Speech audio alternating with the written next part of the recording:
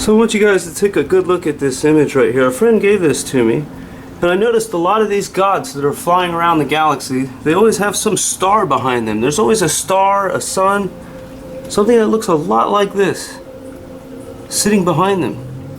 You know, they're driving around the universe, and it's obvious they have the power of hydrogen behind them. So I'm going to show you a couple things in this folder right here. Let me take a look. Traveling gods. And if you look at this stuff, these are all the sun gods, all the solar deities that I could come up with in this picture right here. And there's a lot of them. There's a hell of a lot of them. Look at this. So everything from Ra to Swal, Apollo, I mean, it just goes on the list. And they're all using the power of the sun. Think about that. They're all using hydrogen in some way, shape, or form. You know, it's like this alien tech has been around for a long time. You know, hydrogen's nothing new. Everything you see in my videos, this stuff goes way back. I'm just going to show you some images here. And I think a picture's worth 1,000 words. You'll see a lot of these chariot sun gods. You'll see these guys driving around. You know, a lot of sun gods out there. And you'll see these images that look like this. And they'll have a chariot that's powered by a star. And if you know what a star is made out of and how stars are formed, it's a very similar process.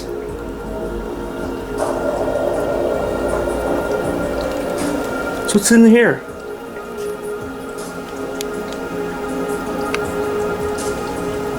So you need power to power the ship.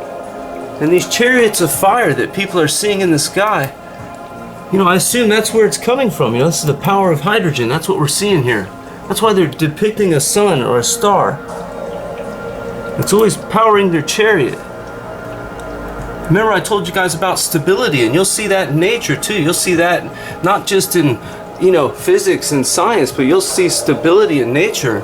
You know, you'll have the positive and the negative side of everything. Good and evil, right and wrong.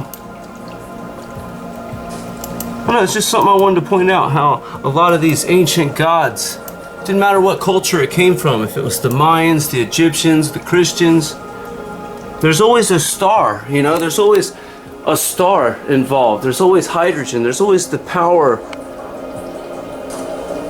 of hydrogen, oxygen. And you'll see that in these images. And I try to share a lot of that with everybody so you see this stuff and make the connection.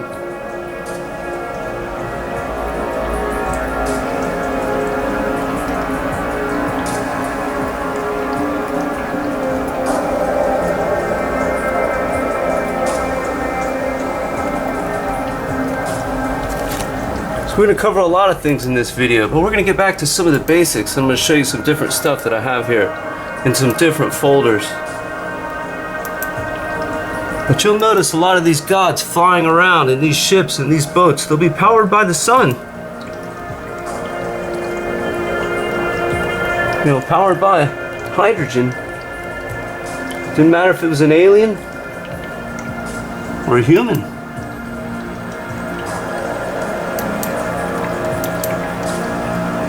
Remember, the Ankh looks an awful lot like Nikola Tesla's electric oscillator.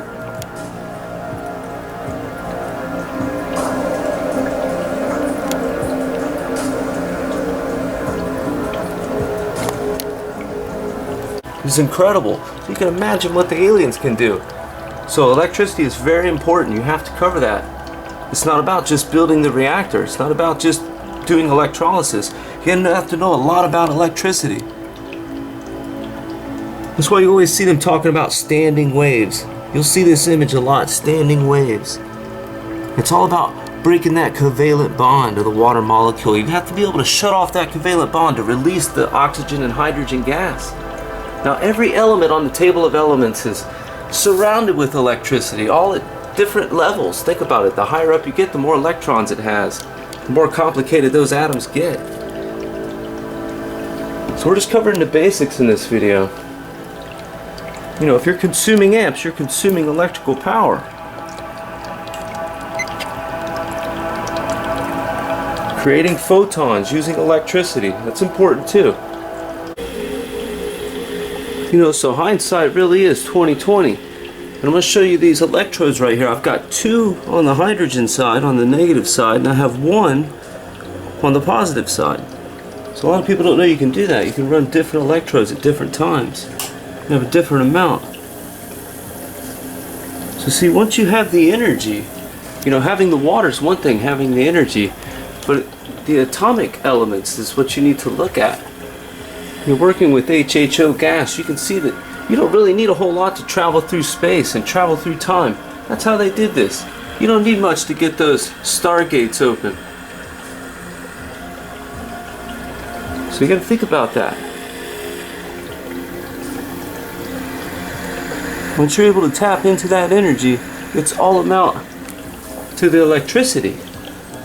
Because you can't do this without the electricity. That's one of the most important parts, is understanding that. You know, getting your physics down and all that's great, but you're not going to travel to these planets without pulling the water molecule apart and breaking that covalent bond and doing it smart, you know. You're going to have to do it economically.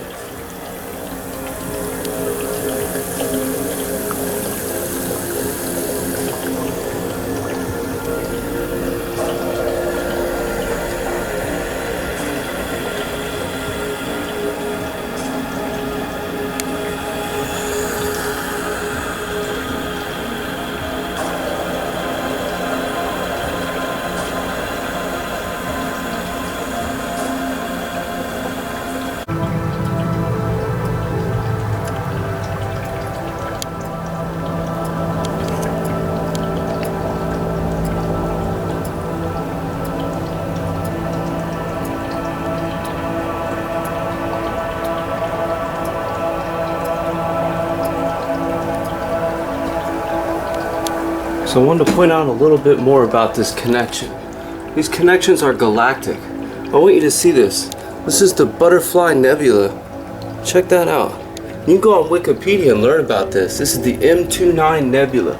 And what's important about this, you know, your atomic self, these connections are galactic. Those 8-sided pyramids, those tetrahedrons, and all this stuff that I've seen left from the megalithic cultures, you got to go look at the movie Alien Covenant.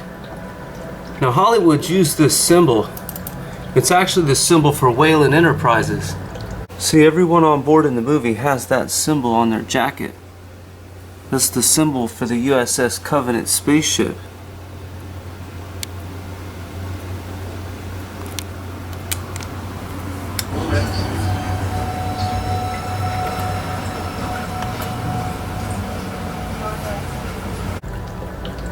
I don't know if you've ever seen the movie Aliens or Alien Covenant, but that's where I'm getting this from. If you take a good look here, you know, this is a big hydrogen nebula way out in space, okay? It's 2,100 light years away. That's 650 parsecs, so it's way the hell out there. But what I wanted to show you was this connection, the connection between the limelight and the connection between Whalen Enterprises and Hollywood. And this symbol, and this is the symbol that I use for my channel right there. That's the water molecule. And right underneath it you can see the scarab beetle. And he makes standing waves, and that's really important. I just want to point some of this stuff out. So they mention this nebula.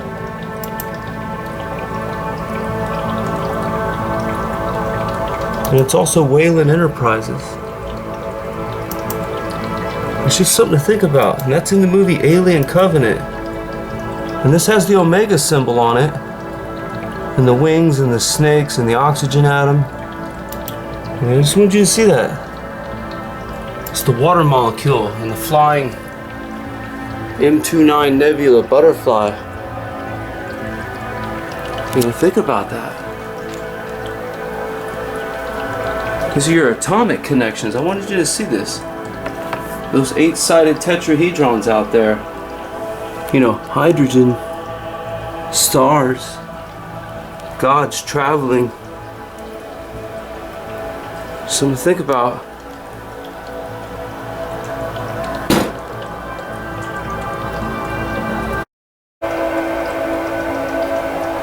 So as you can see in these images, traveling the galaxy, opening stargates, traveling across the universe is actually really easy to do when you have HHO gas.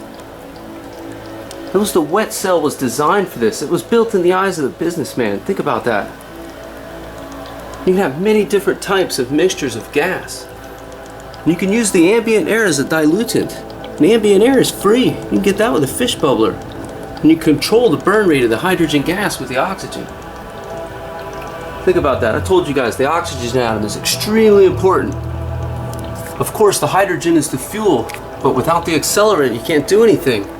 All these atoms depend on that oxygen atom. It's special. There's no other atom in the universe like it. You'll notice on a lot of these starships, they always have some source of power. You know, depending on the size of your cold fusion reactor or your hydrogen cells. You know, depending on the size of your wet cell and the things you're running on the ship are going to determine how you run it.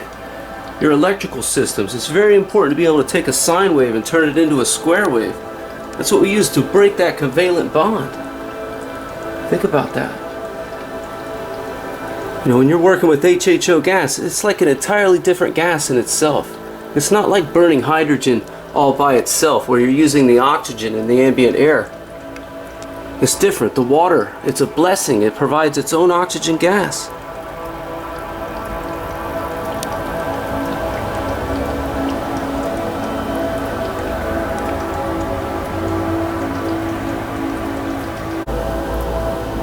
So I wanted to show you guys this real quick. Watch what happens if I cut the power without shutting off the valve. This is why you want to have a flash arrestor, because you never know when the power could be shut off to the ship. Check it out. I'm going to cut the power without shutting off the valve. Okay? Reactor shutting down. See it flash back? Happens quick, don't it?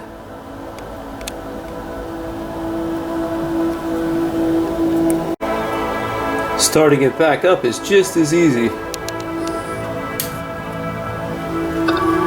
Reactor starting up.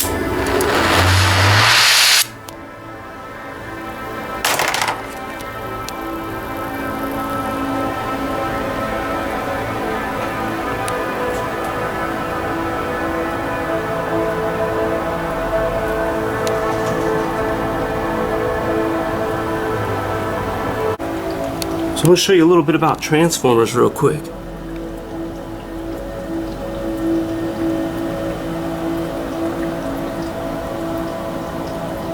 So you can step the voltage up or step it down using a transformer. There's many different types.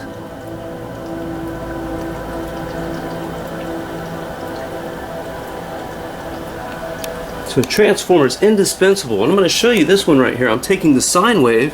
I'm going to go ahead and turn this on, and this transformer breaks it down to 12 volts. It goes through my bridge rectifier right here. It goes right to this little fuel cell. Check it out. I've got carbon electrodes. I'm going to turn that into a square wave. Got my voltage meter hooked up, and you can see I'm using a full bridge rectifier. It's a 1000 volt 50 amp. It's very important. Like I said, depending on the size of your reactor systems, you're going to have to be able to step the voltage up and step it down. It's very important to breaking that covalent bond of the water molecule. So let's turn it on.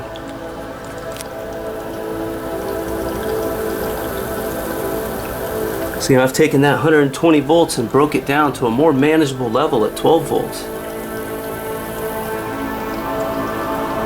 So I'm reading 9 volts on the voltage meter.